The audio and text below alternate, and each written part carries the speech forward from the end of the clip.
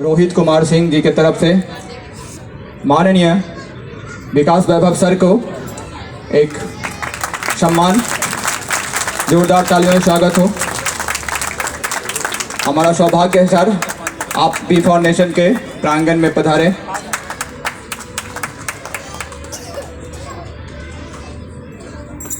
Foundation के कार्यक्रम में उपस्थित अतुल जी, राजीव रंजन जी, नहीं सुनकर इस बच्चे के मन में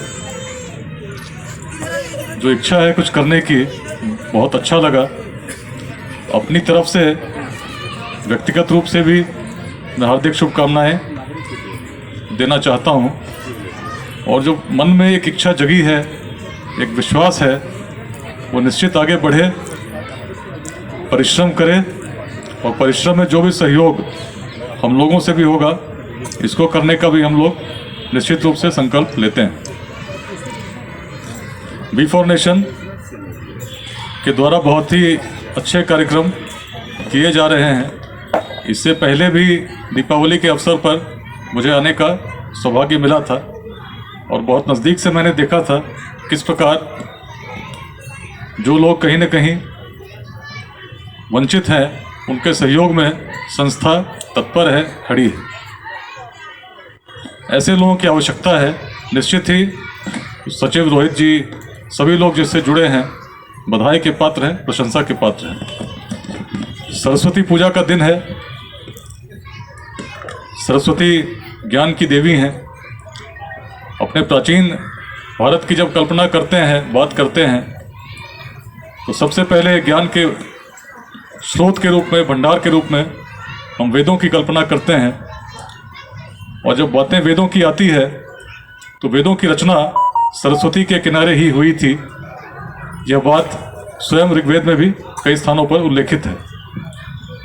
सरस्वती नदी कभी हिमालय से समुद्र तक बहा करती थी और उसके किनारे ही अनेक ऋचाओं का जन्म हुआ, जिसमें सबसे महान माता, सबसे महान नदी के रूप में सरस्वती का वर्णन मिलता है। और आज जब उत्खनन हो रहे हैं तो सारे बातों को हम स्पष्ट रूप से देख भी पा रहे हैं।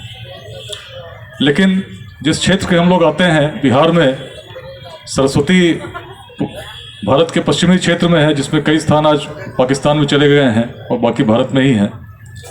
लेकिन जो वेदों की शुरुआत सरस्वती के किनारे हुई, उसका यदि अंत कहीं हुआ तो अपने बिहार में ही हुआ।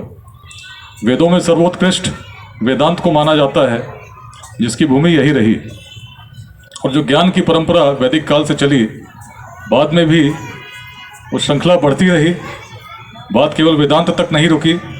बौद्ध धर्म का दर्शन हमने देखा, जैन धर्म देखा, आने वाले समय में विश्वविद्यालयों की स्थापना देखी, नालंदा को हमने देखा, विक्रमशिला को हमने देखा। अनेक छोटे छोटे केंद्रों में ऐसे विद्या अध्ययन के स्रोतों को हमने देखा, जहाँ पूरे विश्व से लोग पढ़ने के लिए आते थे।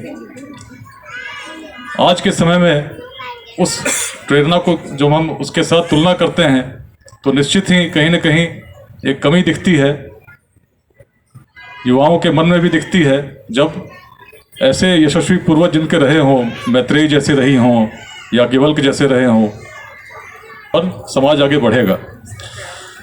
जो भावना है मन में इस छोटी सी बच्ची के, उसके लिए भी मैं कहना चाहूँगा, परिश्रम बेटा अच्छे से करो। परिश्रम करके जो मन में सपने हैं उसको पूरा किया जा सकता है।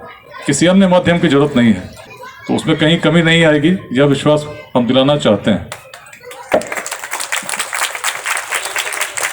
जो भी समाज में आगे बढ़े हैं, उनका दायित्व बनता है कि जो लोग कहीं न कहीं वंचित हैं, उनके सपने नष्ट नहीं हो, कैसे उसका सहयोग कर सकें, इसका संकल्प हम लोग लें। छोटा सा भी आंशिक योगदान जीवनों को, बहुत सारी जिंदगियों को बदल सकता है। सरस्वती पूजा का दिन है, बहुत अच्छा दिन है। और बहुत अच्छे दिन पर और जो अन्य बच्चे हैं उनके लिए भी सपने बड़े देखो, सपनों को छोटा मत करो, परिश्रम करो, छोटे छोटे माध्यम मत खोजो। परिश्रम से जब सफलता प्राप्त होगी तो उसका सुख अलग होगा। और परिश्रम जब करोगे तो आप स्वयं पाओगे कि आपके अंदर जितना सामर्थ्य है वो स्वयं आपको भी नहीं पता था। और सारे माध्यम अपने आप अवसर मिलते हुए प्राप्त होंगे। सभी को इस अवसर पर हार्दिक शुभकामनाएं। धन्यवाद। जय हिंद।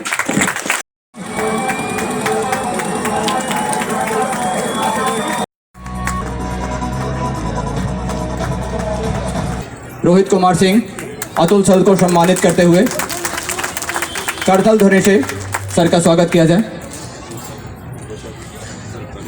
मैं चाहूँगा VFX स्टूडियो टीम के लिए जिनके मदद से ये बच्चे के ऊपर कहानी बन पाया, प्रेम कुमार के लिए सर आज जो कार्यक्रम हुआ सरस्वती पूजा पर,